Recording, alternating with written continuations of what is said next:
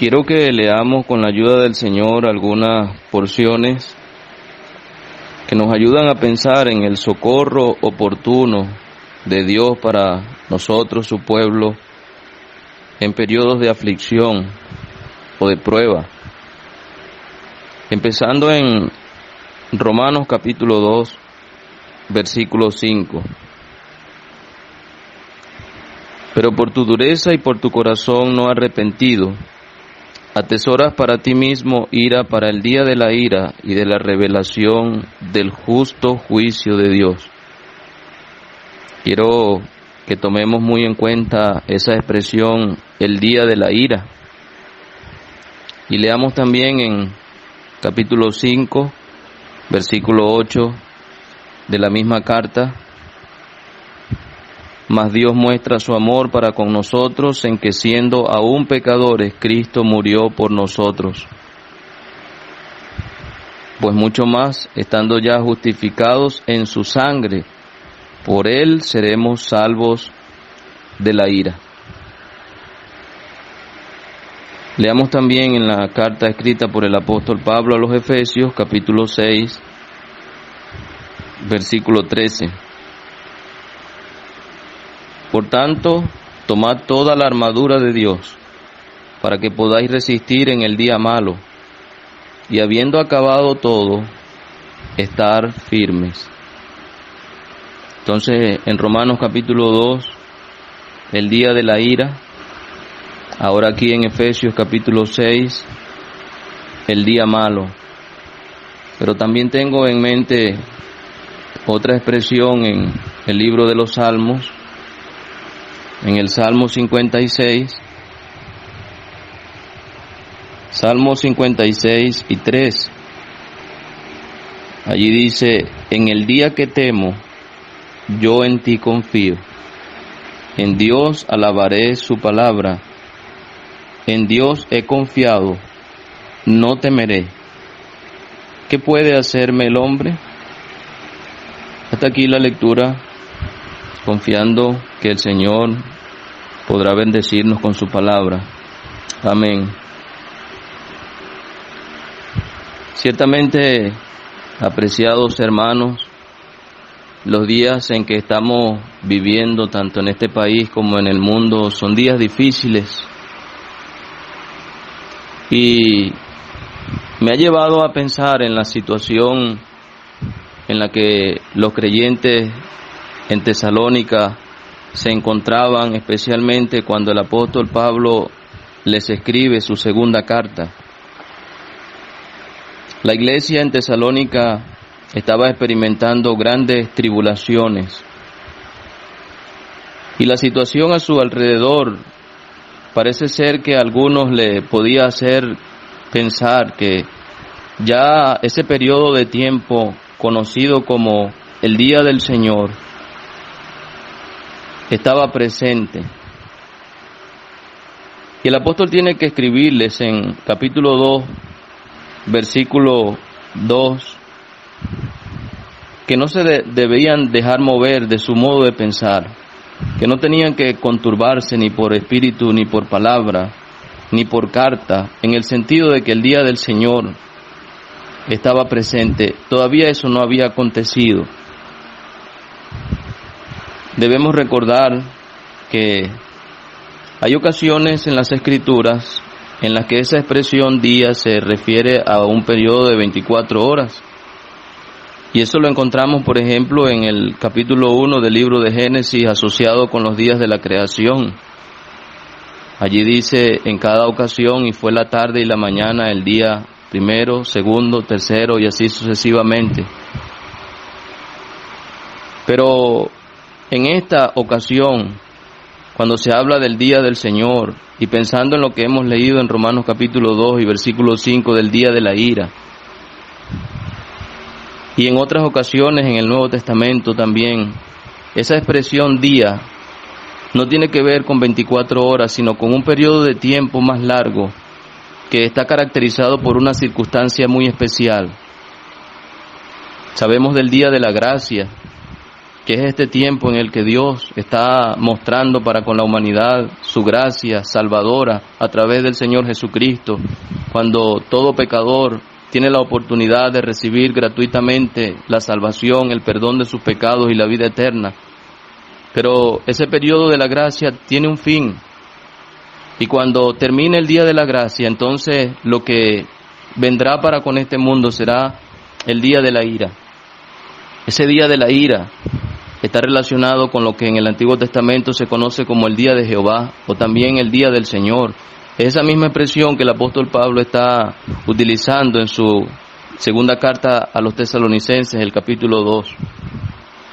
Los creyentes en Tesalónica necesitaban recordar que aunque los días que estaban viviendo eran días de aflicción, de tribulación, todavía no había llegado a este mundo ese periodo terrible que aún está por delante, que se conoce como el día de Jehová o el día del Señor.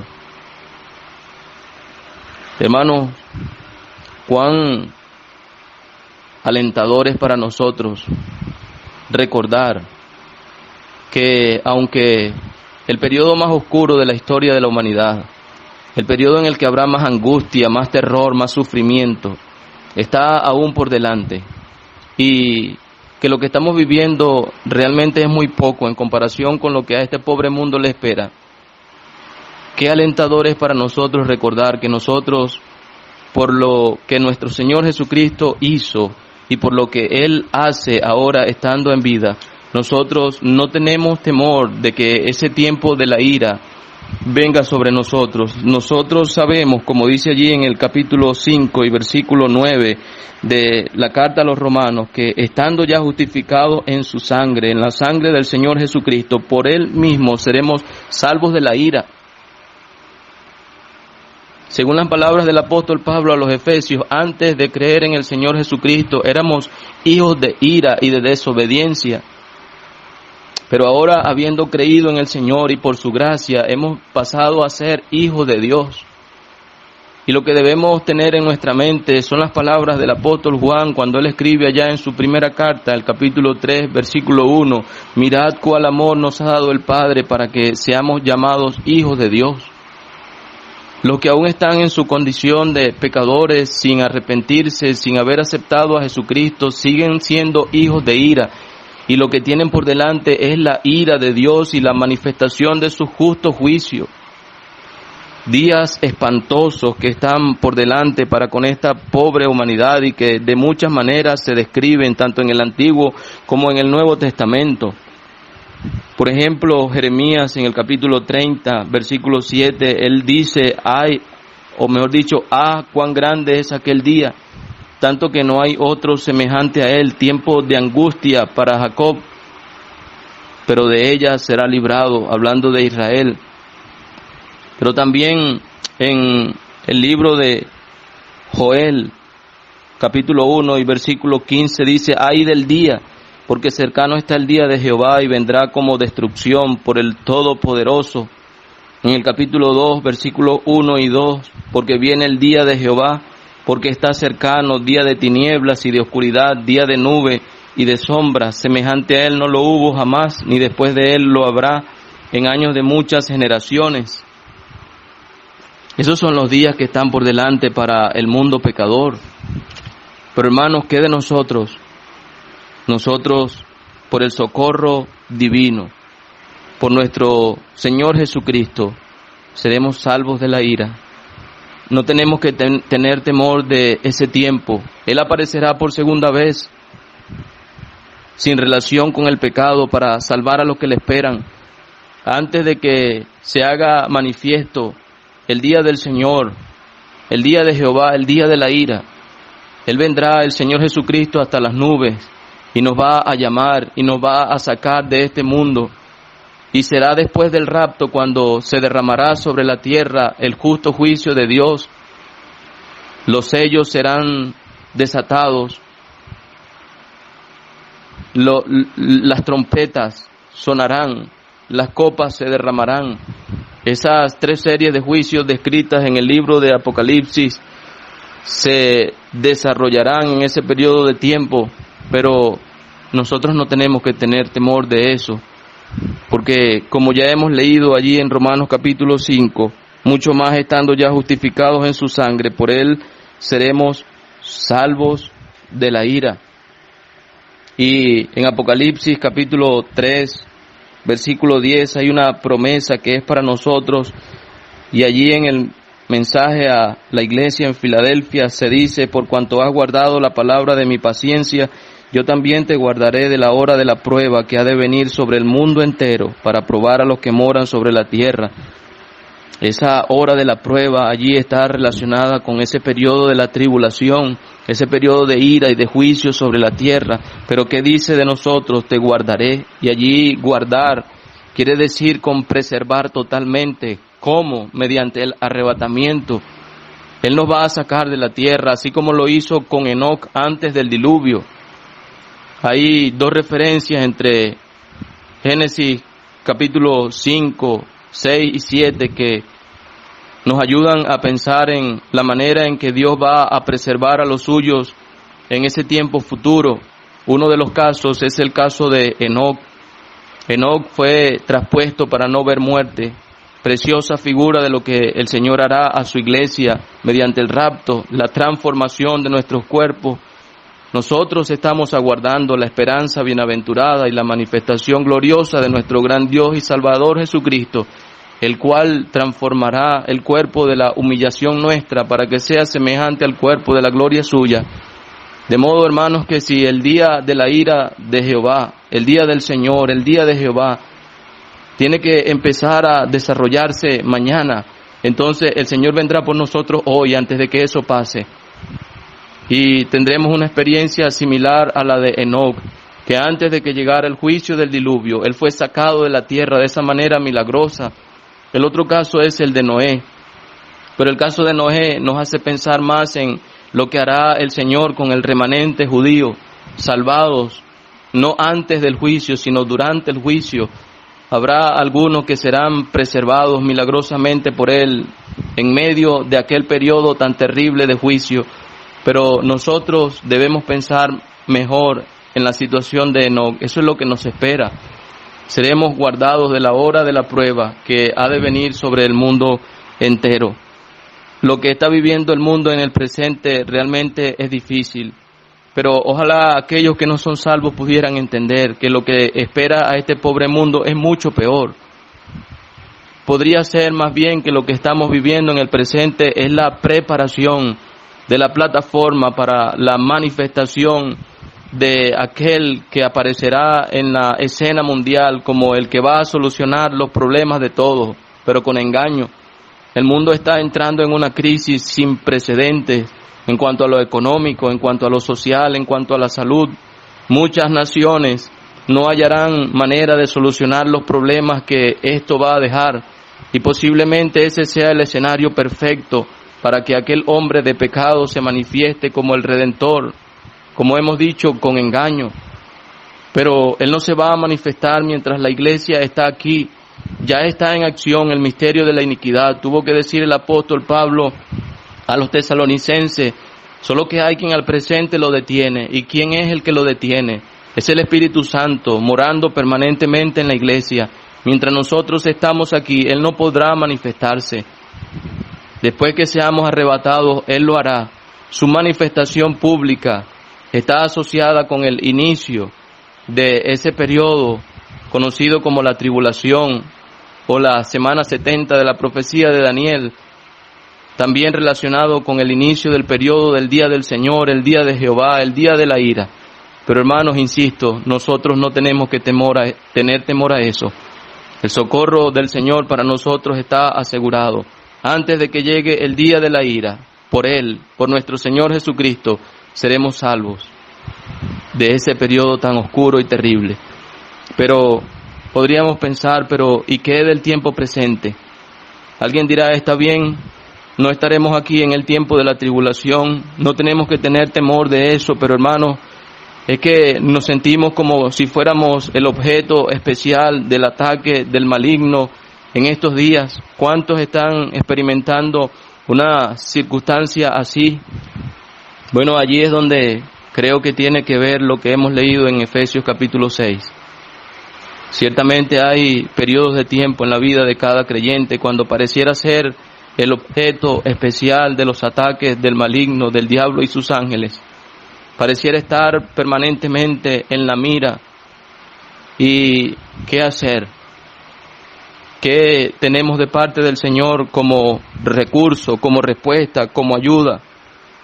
Nos sentimos tan incapaces, tan vulnerables, y en cierto modo eso es bueno.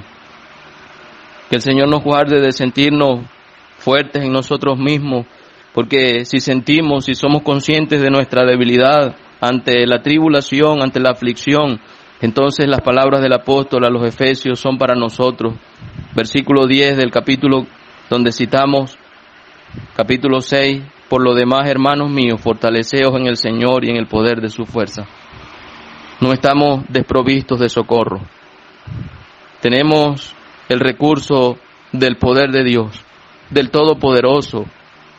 Allá Isaías podía escribir: los muchachos se fatigan y se cansan, los jóvenes flaquean y caen, pero los que esperan a Jehová tendrán nuevas fuerzas.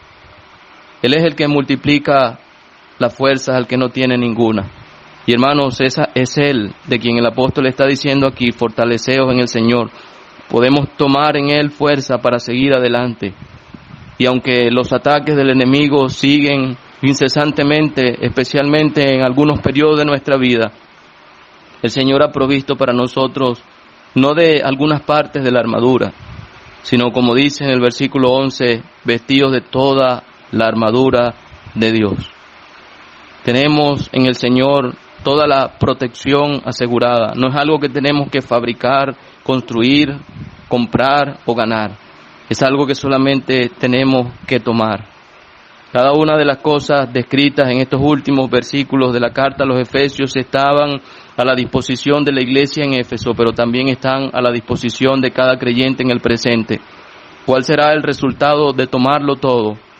De protegernos con todas estas piezas de la armadura que el Señor nos ha dejado. Será que en el día malo, habiendo acabado todo, estaremos firmes. Debemos, hermanos, tomar toda la armadura, y como dice el versículo 18, orando en todo tiempo, con toda oración y súplica en el Espíritu. Que esto no falte en nosotros en medio de los días presentes. Estamos viviendo días difíciles. Cualquiera de nosotros podría estar sintiendo: este es el día malo para mí. Pero hermanos, si así es, gracias damos al Señor por su socorro oportuno. Él ha dejado a nuestra disposición toda la armadura. Pero la otra expresión que leímos está en el libro de los Salmos, en el Salmo 56, y tiene relación con la experiencia de David. David se encontraba en un momento de gran aflicción. Había sido tomado por los filisteos en Gad, y él estaba clamando al Señor por su misericordia, sabiendo de el deseo de los hombres de hacerle daño. Él se sentía oprimido por ellos. Él se sentía como que sus enemigos le pisoteaban y que habían muchos que estaban peleando contra él. Pero llama la atención que en el versículo 3, él expresa: en el día que temo, yo en ti confío. La experiencia de David nos hace pensar en la de cada uno de nosotros.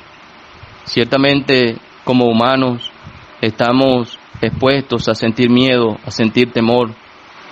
Pero qué bueno es que ante el miedo y el temor podamos tener claro nuestro recurso para vencerlo.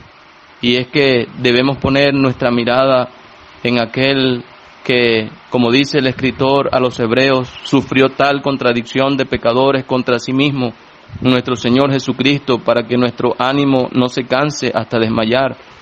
David dice: en el día que temo, yo en ti confío.